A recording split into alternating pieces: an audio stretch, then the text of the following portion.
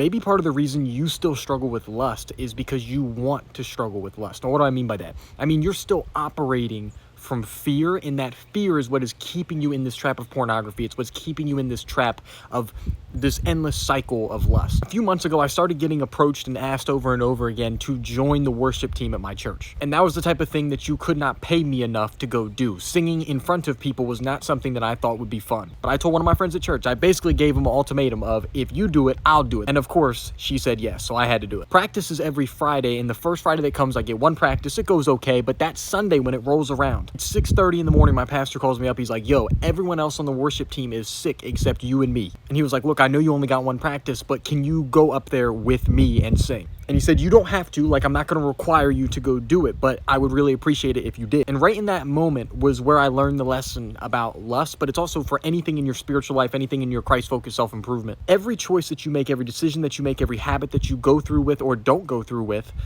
is all operating from faith or from fear. In the book of Genesis, when we read about Abram before he became Abraham, we see Abram, which his name translated back actually means like father of multitudes, father of many, yet he was like 70 years old and had no children. So he was basically made fun of almost, because there goes the high father with no kids.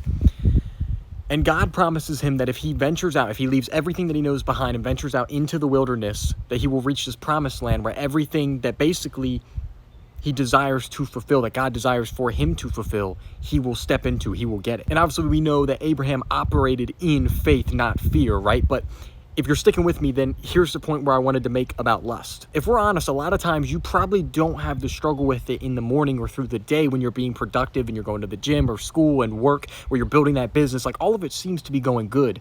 It's only once you settle down, once you get quiet, once you're laying down in bed that night, that's when it seems to stir up. That's when it seems to catch you, right? Does that sound familiar? Like, it could even be the type of thing where you read scripture this morning, you prayed this morning, you spent time with God today, yet you still go and fall into it. Why is that?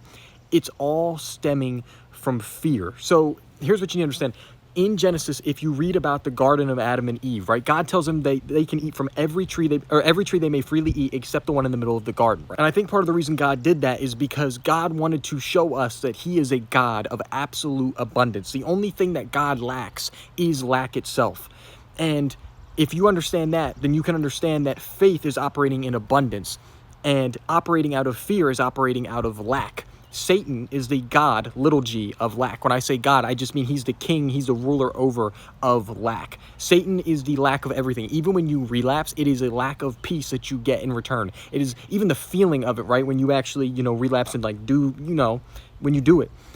Even that is a lack feeling, right? It fades after a few seconds and you're once again in lack. Satan, no matter what he gives you, is always going to be from lack. The reason you keep messing up at night and then you relapse over and over again could be that the lack that you're receiving is from a place of fear. It's anxiety, it's loneliness, it's the inability to be comfortable with the fact that you're still single. It's the inability, it's all these negative emotions, and you don't want to deal with these negative emotions, so it's way easier for you to listen to Satan, to listen to your flesh and just kind of give into him. And if you watch pornography, you forget about it. If you scroll Instagram, you forget about it. If you do whatever you do, all of those negative emotions come from lack, and all of those lack emotions operate from a place of fear. Anxiety on like the surface, it's not fear, but it comes from a place of fear. Tying it back with Abraham or Abram, like I said in Genesis, maybe where you're at right now is the place where you're relapsing all the time, where you don't have that full trust to walk through the wilderness. You're operating from fear. You wouldn't walk with God through the wilderness.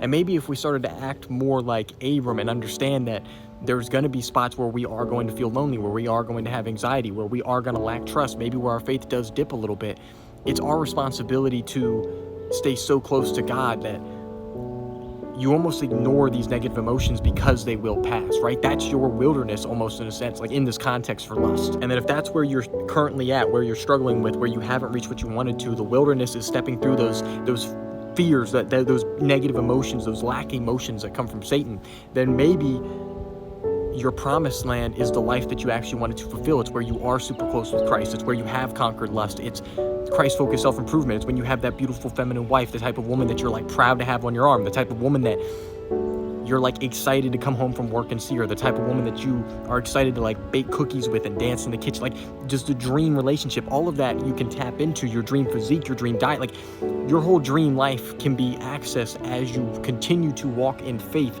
and not fear, and ignore the negative spots where you feel off, when you want to operate from fear, when you're walking through that wilderness. I hope this did help you out today, but Christ-focused self-improvement is what I teach, so subscribe for more. And we have a free community for young Christians if you want to go join it. It's completely free, and we have a paid one, but completely free. You can sign up in my description right below.